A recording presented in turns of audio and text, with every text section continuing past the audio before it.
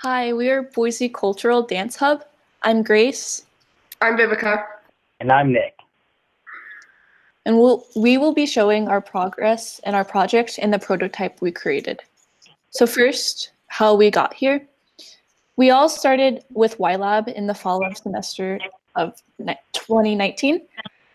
YLab is an independent Dlab experience.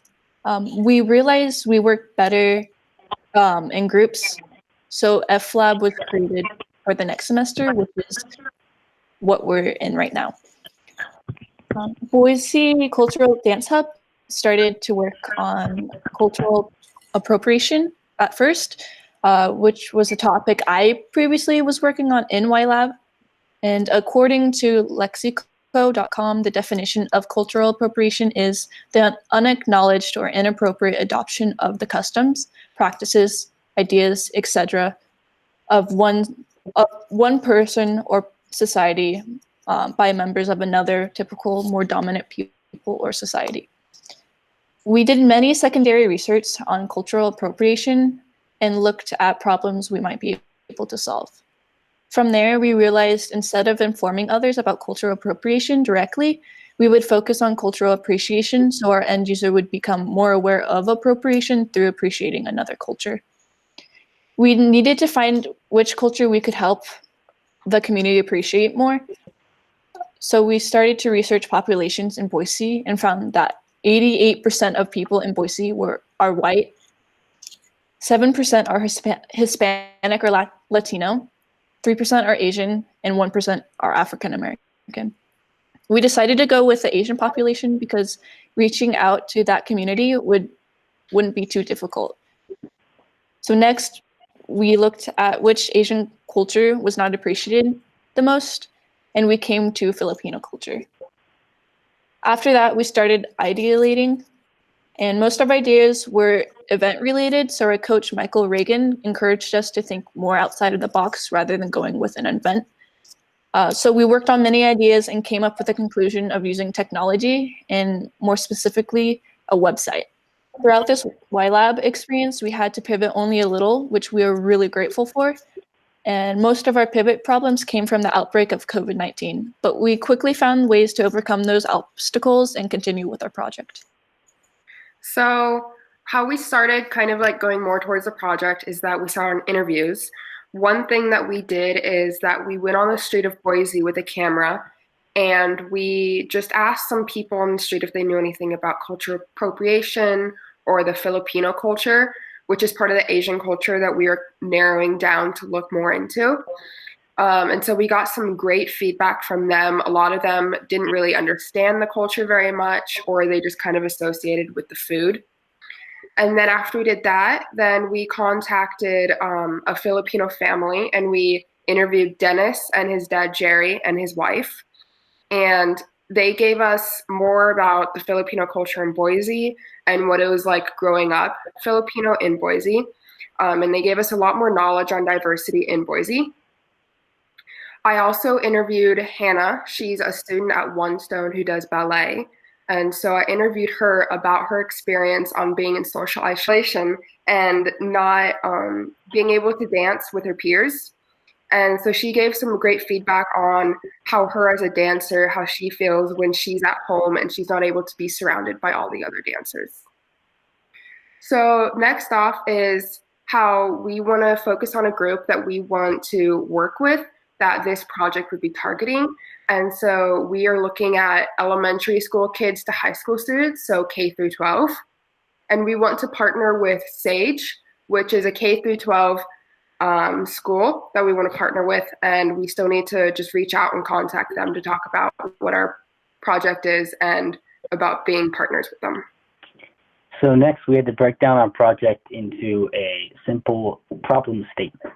So our problem statement was, how might we spread diversity in Boise to elementary through high school students through online dance media, knowing that the lack of physical movement and social isolation is taking place. We then used that problem statement to convert it into a how might we statement. And that how might we statement is how might we help people who are practicing social isolation and need a educative, fun, interactive platform, knowing that there is a lack of connection and diversity in Boise, Idaho.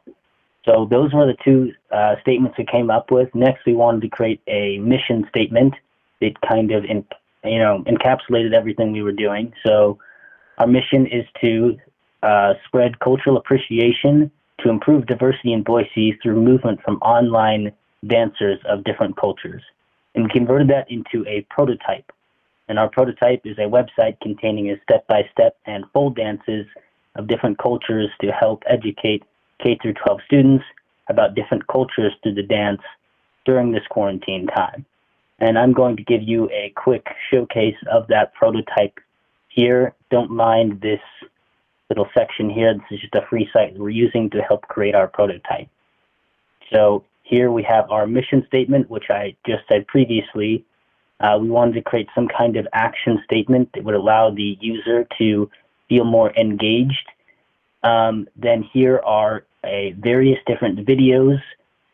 All these are sample videos that we're not going to actually use. We will convert all of these videos into our own videos and use them, but these topics like ballet, the salsa dance, flamenco, West African dances, hula, K-pop, and basque dances, we will use all of those topics from various local dances, and we will then incorporate them in here to step-by-step and or full dances so you can just watch and learn along as you go. So you can really engage with those cultures through dance, and it's a fun, interactive way to do that. If you want to learn about these videos, you'll be able to click this link here, and I will show that in a section over here.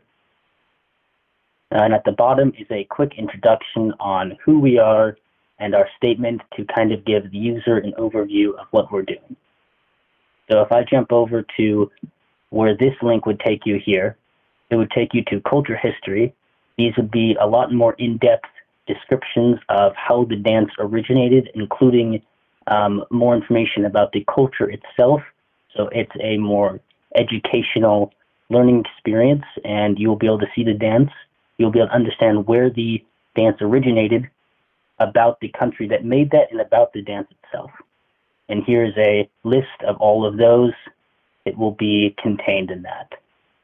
And if we jump over into our navigation over here to our team, this is would be a quick introduction at the bottom if you want to learn more about us and more about our product here. This will be a more in-depth description later on. Right now, again, it is just a sample, so we apologize for that. And you will have an ability to contact us if you have any further questions regarding our topic. This isn't right now. This is for future plans. And speaking of future plans, if we go over here to our future plan, right now we are currently in what we call phase 1, which is a dance hub, if you will. But phase 2 is the implementation is, if this prototype continues to go forward, we would like to advance it into different formats, such as maybe dance is one part, but then maybe add cooking in another part, or maybe film and more entertainment that way. It would help people who are currently in social isolation. And with that, I would like to thank you for listening to our project, and we hope you like our prototype. Thank you.